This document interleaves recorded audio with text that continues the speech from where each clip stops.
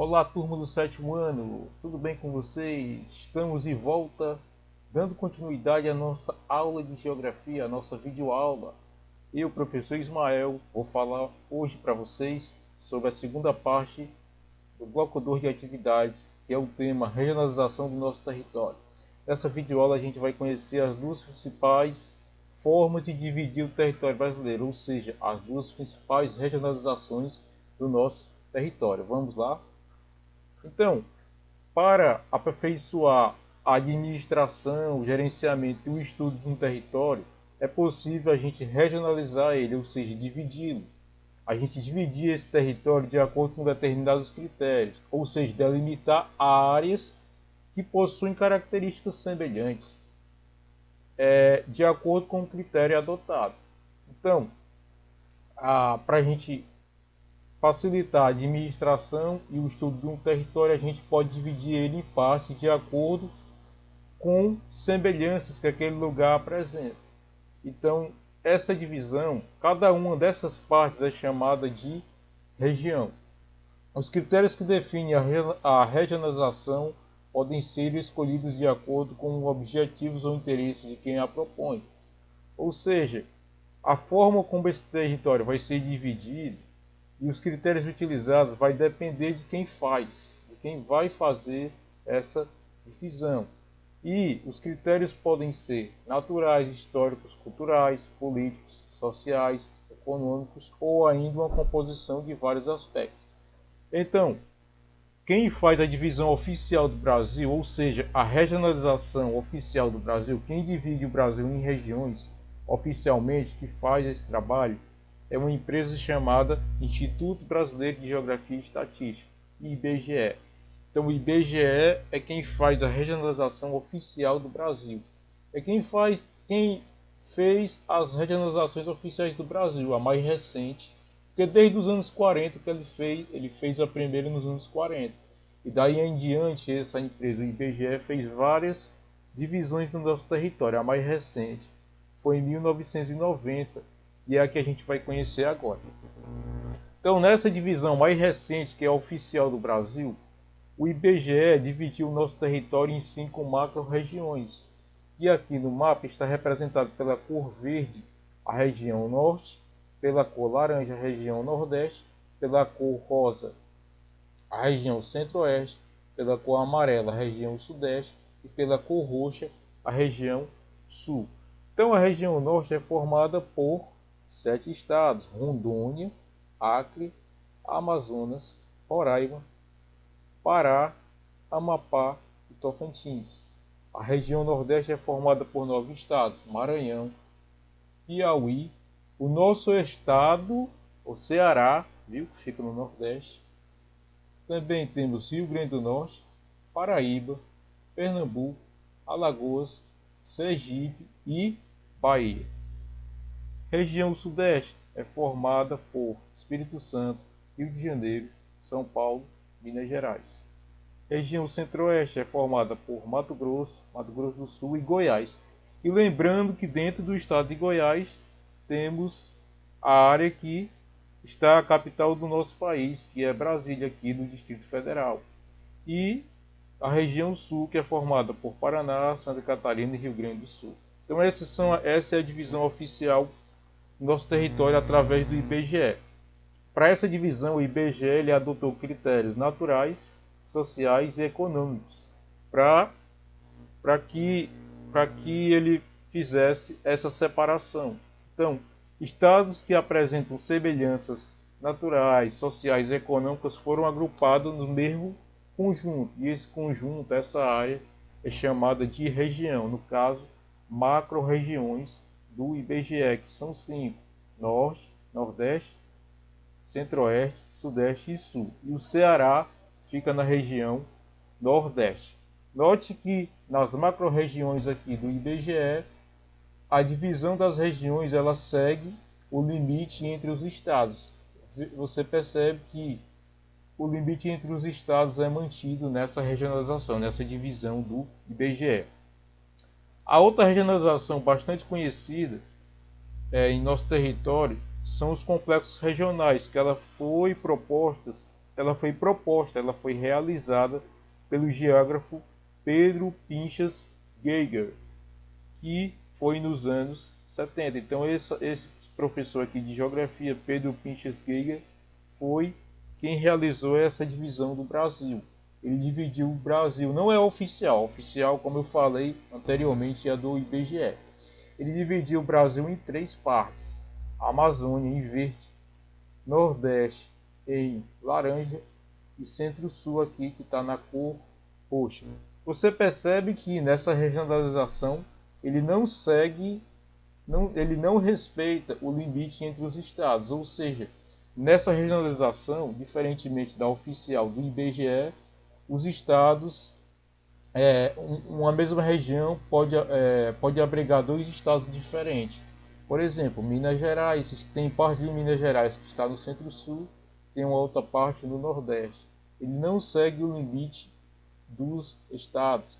Outro exemplo aqui, Maranhão, parte no Nordeste, parte na Amazônia. Já aqui não é bem destacado, ele segue o limite dos estados. Por exemplo, o Maranhão está totalmente no Nordeste. O Maranhão está totalmente no Nordeste. Aqui não, o Maranhão ele vai estar parte na Amazônia e parte no Nordeste. Então, o professor Pedro Pinchas Geiger utilizou como critérios para essa divisão de complexos regionais critérios, características históricas e econômicas. Aqui foi mais critérios naturais, sociais e econômicos. E das complexos regionais foi históricos e econômicos. Agora a gente vai estudar rapidamente os complexos regionais. O complexo regional aqui do Nordeste, que é esse da cor laranja, ele se destaca exatamente nos últimos anos por 2 setores que vêm se desenvolvendo, que é exatamente o turismo, por causa do investimento na rede hoteleira, nos resorts, hotéis, nos cursos para a formação de guias de turismo. Todo esse investimento ele impulsionou esse setor na região Nordeste, por causa da beleza da região. Então o complexo regional do Nordeste ele tem crescido bastante nos últimos anos por causa do investimento no setor turístico. Outra coisa também que o Nordeste está desenvolvendo muito é o setor industrial, das fábricas, principalmente na região metropolitana de Fortaleza, Recife e de Salvador, que são as 3 maiores cidades do Nordeste. Aí o outro complexo regional que temos é a Amazônia, que é esse que está pintado na cor verde. A Amazônia, por muito tempo foi uma área de pouca ocupação, que tinha poucas pessoas habitando, morando. É uma floresta muito grande, densa, formada por algumas etnias indígenas e pouquíssimas povoações, até os anos 60, quando o governo começou a incentivar a ocupação dessa grande região da Amazônia.